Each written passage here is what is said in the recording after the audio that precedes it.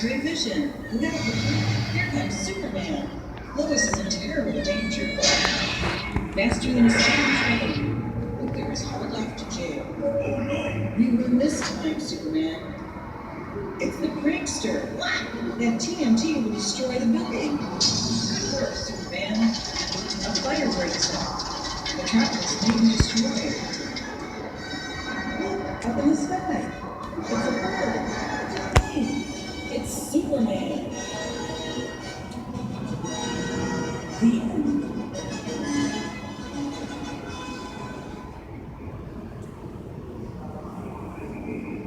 This billion-dollar industry that we see today started in the minds of two teenagers in Cleveland, Ohio. They met through a guy named Jerry Fine, who was actually Jerry Siegel's cousin. And he said, I know a pretty good artist that can probably put pictures to your boards. When they got together, history was made.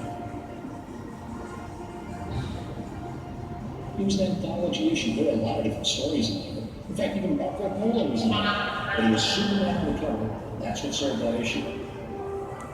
The first kid who got it done about that very first issue of Action Comics #1 with Superman on the cover was actually witness to the Big Bang of popular culture. It's grown and developed ever since that time. It's worth a lot of money today. There was one issue that went for $3.5 million. Partly because of the scarcity of the issue. There were 200,000 of them printed. There was about 100 of them today.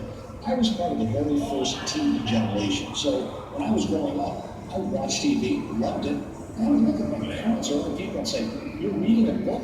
It was my grandmother who came up to me and said, well, you like Superman, don't you? You didn't have to wait to read for George Reeves. You could read him every day. That was enough to get me reading. I read a lot. A whole new generation was introduced to Christopher Reeve and Superman. When Superman came back on the screen in the 1970s, people saw a completely different type of character. The advertisement said, you'll believe a man could fly. And we did.